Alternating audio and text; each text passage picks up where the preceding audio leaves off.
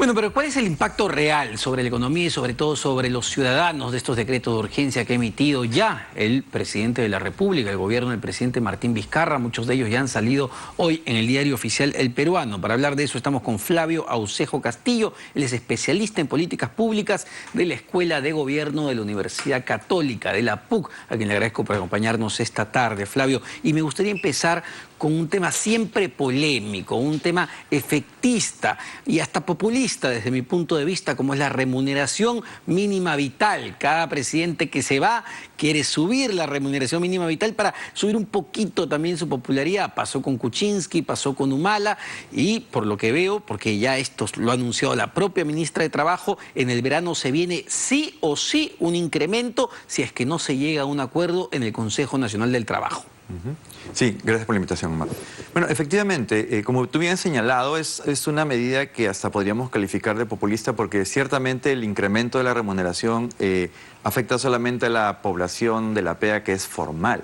Y en nuestro país la informalidad alcanza casi el 75% en la PEA, ¿no? Entonces, su efecto no tiene, digamos, una cabida sobre una importante cantidad de población trabajadora, ¿ya? Pero sí genera un poquito de perturbación en aquellas pequeñas y medianas empresas que representan casi el 90% de los que generan trabajo, porque incrementa sus costos y además también perturba un poco, ya que este dato se usa como referencia para otro tipo de cálculos, ¿no? El decreto de urgencia lo que hace es modifica y genera mayor predictibilidad sobre el procedimiento, el protocolo para su aprobación, ¿no? Pero está claro que ya es una decisión que se va a materializar en el verano. Claro, lo que anunció ayer el presidente del Consejo de Ministros, Vicente Ceballos, es que efectivamente iban a promover el incremento. La ministra el día de ayer por la noche dijo que de todas maneras van con el incremento y además, y esto es lo interesante y quizás hasta lo positivo de todo esto, se va a llevar una fórmula de cálculo para establecer cómo y cuándo se va a incrementar el sueldo mínimo para quitarle el factor político, porque en la actualidad esa es una decisión netamente política. Es correcto. Y como señalé, eso es un aspecto muy positivo, que genera predictibilidad en el mecanismo para poder determinar el número, digamos, que tiene que ser, ¿no? Pero ya sabemos que para combatir la informalidad, el mecanismo internacionalmente reconocido es incrementar la formalidad. Claro. Entonces, por ahí no es el camino, si es que queremos hablar de esa línea, ¿no? Incluso, Flavio, vamos a ver, probablemente hay en el Perú muchas empresas pequeñas, medianas, que se encuentran en la formalidad, pero que se ven en la necesidad de asumir o tomar prácticas informales. Es decir, te pongo un ejemplo y dime si es lo que puede pasar a partir del incremento del sueldo mínimo. Yo tengo 5 trabajadores en mesa redonda que venden productos para el tema de campaña navideña. A 3 les puedo pagar en la formalidad, pero a los otros 2, si es que me suben el sueldo mínimo, les voy a decir, muchachos, ya no me alcanza. Les tengo que pagar en negro o se van. Y ese es el problema serio en nuestro país, ¿no? Porque lo que al final provoca es promover la informalidad dentro de empresas formales. Cuando tú entras a una empresa y te necesitan, formalmente tienes que, prácticamente a la semana están inscritos en la planilla electrónica del Ministerio de Trabajo y Promoción del Empleo. El incremento de la remuneración hace que el incentivo para no entrar en la formalidad sea muy alto para, sobre todo, las pequeñas y medianas empresas, como señalé, es la gran mayoría de empresas en nuestro país. Ahora, ¿cómo se debería calcular el sueldo mínimo en términos técnicos? Porque, claro, la idea tampoco es que esto permanezca fijo en el tiempo. Tiene que subir en la medida, pues, que las otras cosas suben también. Y bajar si es necesario o no. Sí, pero porque la clave para calcular la remuneración mínima vital es la productividad de la compañía, ¿no? Y probablemente esa fórmula tenga que ver con elementos de productividad en el sector y en la economía en su conjunto. Y eso es justamente lo que ha venido bajando en nuestro país, ¿no? Entonces, ese es un elemento bastante técnico, pero que necesariamente tiene que estar vinculado a ese incremento o no incremento de la remuneración. No solamente aspectos más de la canasta básica familiar, etcétera, sino que tiene que ver directamente con la productividad de la economía y del sector en el cual se está calculando. Por eso hay estas ideas de tener remuneraciones mínimas vitales por distintos sectores o por distintas regiones de territorio que claramente generan controversia, ¿no? Porque es algún tipo de diferenciación, pero es algo que se utiliza en otros países, ¿no? Lo bueno es que hay una discusión técnica sobre eso. Lo malo es que, digamos, se considere como la única intervención para poder generar una intervención de política pública sobre esta dicotomía entre formalidad e informalidad. Perfecto. Otro de los decretos de urgencia tiene que ver con la necesidad de destrabar proyectos de inversión paralizados muchas veces por arbitraje. Esta fue una propuesta incluso de la Contraloría, se planteó ante el Congreso de la República, como muchos otros proyectos quedó estancado en esta institución, finalmente ha salido por DEU. ¿Qué te parece esa medida? A ver, en realidad el decreto de urgencia, que es para destrave de obras que tenían 50% de ejecución y están paralizadas, no son cerca de 900 obras por, me parece, 16.000 millones de soles. Es un monto en realidad realmente muy pequeño, ¿no es cierto? Y es sobre eso nomás, ¿no? Porque en términos estructurales lo que tenemos en el mensaje es que donde está un motor importante potencial de nuestro país es en sector forestal, acuícola y turismo. Y sobre eso en realidad no hemos escuchado ni planes, ni políticas, ni estrategias, ¿no? Entonces, solamente hay unas mesas, pero que son, digamos, un medio que debería estar en el marco de un paquete más grande. Y que valgan verdades, Flavio, esas mesas no son ni idea de este gobierno ni el de Pedro Pablo Kuczynski, son la idea del gobierno del expresidente Humala, Piero Gessi, Alonso Segura, tuvieron esta visión, instalaron las mesas de discusión, salieron algunas propuestas, pero vamos, ya necesitamos algunos goles, no simplemente diseñar la estrategia. Y determinar qué queremos como país, en ese sentido, ¿no? Por eso es que el inicio del mensaje, cuando se habla de que estamos frente a los primeros pasos de un modelo de desarrollo, está bastante lejos de lo que se lee después, ¿no? Porque lo que tenemos son medidas, algunas interesantes sin duda, ¿no? Pero que no te están estructurando hacia dónde es que queremos ir como país, ¿no? Y el otro elemento es el impulso a la inversión privada, ¿no? Ajá. Porque tú miras lo que viene en términos de alianzas público-privadas, obras por impuestos. En el primer aspecto de alianzas público-privadas estamos hablando la línea 2 del metro, que ya viene. Tenemos el tema de... Ampliación de Jorge Chávez. La ampliación de Jorge Chávez. Que está desde el 2001. Que ya estaba. El tema de Chinchero, que hay serias dudas de que puede ser un aeropuerto internacional como el Jorge Chávez. Ten el dato de que está a 3.700 metros sobre el nivel del mar. Eso ya limita las operaciones de aviones de gran envergadura, ¿no es cierto? Y una zona considerada, digamos, como patrimonio arqueológico del mundo que ha tenido serios cuestionamientos. Además, estamos obviando eso.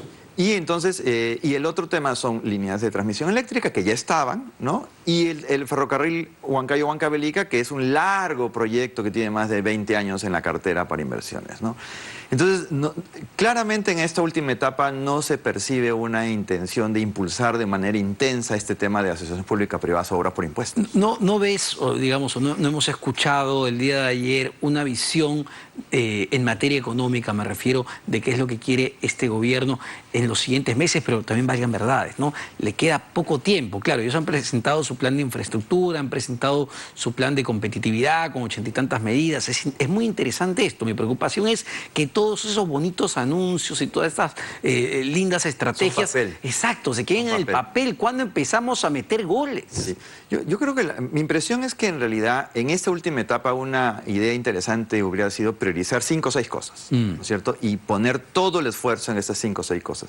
Y otra cosa que también es importante señalar es que en dos temas que son fundamentales en la agenda ciudadana, el tema de inseguridad ciudadana, el tema de violencia contra la mujer, tú ves también anuncios un poco débiles, ¿no?